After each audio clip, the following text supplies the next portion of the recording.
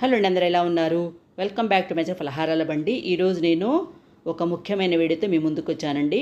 వీడియోలోకి వెళ్ళే ముందు చిన్న రిక్వెస్ట్, ఎవరైనా నా ఛానల్ని కొత్తగా చూస్తున్నట్టయితే తప్పకుండా సబ్స్క్రైబ్ చేసుకోండి. నచ్చితే లైక్ అయితే ఇవ్వండి, మీ ఫ్రెండ్స్కి షేర్ చేయండి. మరిన్ని మంచి మంచి వీడియోస్ చేస్తాను. మీకు ఏదన్నా వంట కావాలంటే చెప్పండి, ట్రై చేస్తాను. కాకపోతే వెజ్ వంటలేనండి. ఈరోజు రెసిపీలోకి వెళ్ళిపోదాము. మనకి ఈ సీజన్ అంటే సమ్మర్లో దొరికే ఈ ఫ్రూట్తో మిల్క్ షేక్, అది హెల్తీ వేలు ఏ విధంగా ప్రిపేర్ చేసుకోవాలో నేను చూపించాలనుకుంటున్నాను. ఒక బౌల్లో 2 స్పూన్స్ సబ్జా గింజలు వేసి వాటర్ పోసేసి ఒక 20 నిమిషాల పాటు నాననివ్వాలండి. అవి నానితే కొంచెం ఉబ్బుతాయి అన్నమాట. ఈలోపు మనం మిగతా ప్రాసెస్లోకి వెళ్ళిపోదాము. చూసారా, ఒక కర్బూజా తీసుకున్నాను అనమాట. దాన్ని శుభ్రంగా కడిగి ఈ విధంగా మధ్యకి కట్ చేస్తున్నాను. ఈ కాయ ఏంటంటే ఇద్దరికి వస్తుంది అనమాట జ్యూస్.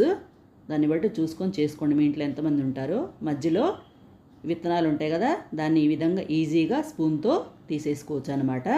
చూసారా ఏ విధంగా వచ్చేసాయో. నేను ఏంటంటే ఫస్ట్ టైము డైరెక్ట్గా అటు ఇటు కట్ చేసేసి పీలర్తో పీల్ చేస్తుంటే అస్సలు రావట్లేదండి, చాలా గట్టిగా ఉంది. తర్వాత ఈ విధంగా ట్రై చేశాను అనమాట, స్పూన్తో తీయడము. చాలా ఈజీ అయిందండి, బాగా వచ్చిందనమాట, వేస్ట్ కూడా అవ్వలేదు. చూసారా ఈ విధంగా ఎలా వచ్చేస్తుందో. మొత్తాన్ని దాంట్లో ఉన్న పల్పునంతా ఈ విధంగా తీసేసుకోవాలి. చూసారా ఎలా వచ్చేసిందో. ఇదిగోండి, దాన్ని మిక్సీ జార్లో వేసేసి షుగర్ అంటే మన స్వీట్నెస్ని బట్టి వేసుకోవాలండి. మనం ఎంత స్వీట్ తింటాం దాన్ని బట్టి వేసుకోవాలి. అంతేకాకుండా ఒక్కోసారి కర్బూజా చాలా చప్పగా ఉంటుంది, అలాంటప్పుడు షుగర్ కూడా చూసుకొని వేసుకోండి. నేనైతే 2 టేబుల్ స్పూన్స్ వేసాను అనమాట.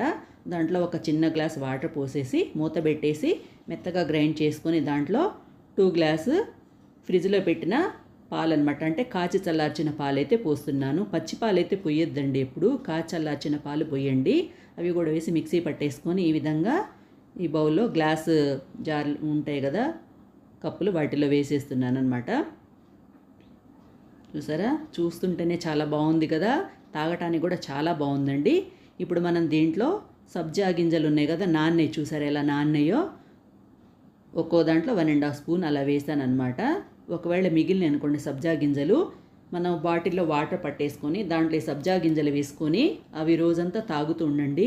సబ్జా గింజలు సమ్మర్లో అయితే చాలా చలవ చేస్తాయండి, చాలా మంచిది. పిల్లలకు కూడా స్కూల్కి దాంట్లో వేసి పంపించవచ్చు, ఒకవేళ వాళ్ళ పిల్లలు తాగలిగితే.